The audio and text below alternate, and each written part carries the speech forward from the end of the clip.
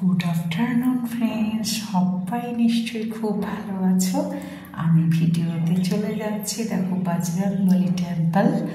সবাই জানো এই কলিযুগের দেবতা বলতে কিন্তু এই বজরংবলীকে সবাই পুজো করে থাকে। এর কোনো জাত ধর্ম কিচ্ছু নেই, ছোট থেকে বড়। শনি মঙ্গলবার হলে মন্দিরে ভিড়ে ভিড়, সেই ভিড় কিন্তু দেখার মতন। আর এই সুন্দর এই যে ভিডিওটি করছি পুরোটা দেখো, কত সুন্দর মন্দির এইটি। আর ভিড় দেখেই বুঝতে পারছো যে ভক্তরা শুধু লোকালের নয়, বিভিন্ন জায়গা থেকে দর্শনীয় স্থান হিসেবে কিন্তু সবাই এটা দেখতে আসে। আর সেই সুন্দর শুভক্ষণে কিন্তু আমি এই ভিডিওটি খুব যত্ন সহকারে করেছি। প্রতিটি মন্দিরের কোণ দেখাবো, ওপর থেকে নিচ দেখাবো, কিন্তু ভেতরে কিন্তু ভিডিও ফটো কিন্তু অ্যালাউ নেই। সেই জন্য কিন্তু পুরোটাই আমাকে বাইরের থেকে দেখাতে হবে। তোমরা দেখো কত সুন্দরভাবে মন্দিরটি সাজানো হয়েছে। আর মন্দিরে ঢুকতেই দেখবে দুপাশে মোটামুটি দোকান, আর সেই দোকান থেকে কিন্তু তুমি তোমার ঠাকুরকে ভোগ দেবার লাড্ডু, মিষ্টি, ঠাকুরের যে কোনো প্রয়োজনীয় মালা থেকে ফুল, বেলপাতা সব পেয়ে যাবে নানান শোপিস। সেখান থেকে কিনে নিয়ে বাড়িতে যেতে পারবে, গিফট দেওয়ার হলেও দিতে পারবে। এই সুন্দর ঘন্টা আমি তুলে ধরতে পেরেছি। জানি না তোমাদের কেমন লাগবে, কার কেমন লাগছে অবশ্যই আমাকে জানাতে কিন্তু ভুলবে না। আর এই ভিড়ের মধ্যে ভিডিও করতে গেলে মোবাইল কতবার যে পড়ে যায়, ধাক্কা খেতে হয়, সে যে এই অবস্থায় ভিডিও করে সে কিন্তু জানে। আমার ক্ষেত্রেও কিন্তু একই রকম হয়েছিল। আমি আর যতই ধাক্কা খাই না কেন মোবাইলটাকে ভীষণ শক্তভাবে ধরে রেখেছিলাম, কারণ ওর মধ্যেই তো আমি সমস্ত যে দেখাবো সেগুলোই তো আমি ওর মধ্যে করেছি শ্যুট। তো এটা কিন্তু পুরনো বজরংবলী এখানে পুজো হতো, এটা নতুন।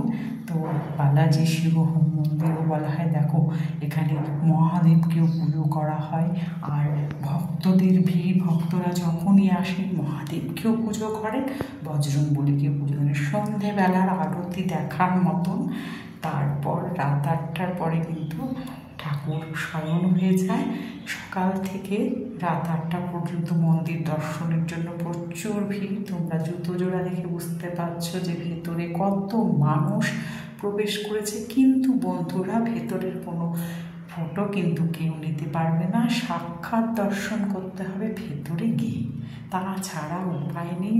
খুব ভালো লাগবে, একবার আসবে সবাই। আর এইটি কিন্তু মালবাজারের বিখ্যাত সেই বজরংবলী মন্দির। পুরো ভিডিওটা দেখে বলবে কেমন লাগলো। অনেক ফটো পাঠালাম, কারণ এত সুন্দর মন্দিরটি সাজানো গোছানো যে শুধু একটুখানি দেখালে তোমরা বুঝতে পারবে না, তাই এতগুলো ফটো পাঠিয়েছি। দেখো কত নিপুণভাবে সুন্দরভাবে সাজানো হয়েছে। আর দেখতেই পাচ্ছ ফুল, মালা, পতাকা, লাইট, কিচ্ছুর অভাব নেই, মানুষের ঢল। আর বজরংবলী পুজো করে সবাই ভীষণ উপকার পায় শনি মঙ্গলবারে, সেই জন্যই কিন্তু বজরংবলী মন্দিরে ভিড় হয়। আমিও সবসময় বলি, লালো দেহে লালিলা সে আরু ধারি লালো লাগেরা, বজ্র দেহে দানা বাদালানা জয় জয় কপিসুরা। সবাই কিন্তু হনুমানের এই যে এটা, সেই বিপদ কেটে যায় হনুমানজির যারা চাল্লিশা পাঠ করে। সময় পেলে তোমরাও পাঠ করো। আমরা সবাইকে জানি বলি, এটা কিন্তু বলি, আমি জানি তোমরাও বন্ধুরা এটা পাঠ করো এবং মানো ভীষণ। তো কেমন লাগলো সব মিলিয়ে দেখে আমাকে একদম জানাতে ভুলো না। ভালো লাগলে অবশ্যই জানাবে, যাতে আমি সুন্দর সুন্দর ভিডিও ভিডিওগুলো করার প্রেরণা পেয়ে যাই। আর ছবিগুলো দেখে বুঝতে পারছো এক একটি কোণে এক এক রকম সৌন্দর্য। এত সুন্দর প্রার্থনা হয় যে গান শুনে তুমি উঠতেই পারবে না, সঙ্গে মিউজিক থাকে আর থাকে প্রসাদ, যে প্রসাদ কিন্তু দূর দূরান্ত থেকে মানুষ আসে গ্রহণ করতে এবং নিজেরা পুজো দেয় সেই প্রসাদ ঘরের জন্য, বাড়ির অন্যান্য মানুষদের জন্য নিয়ে যায়।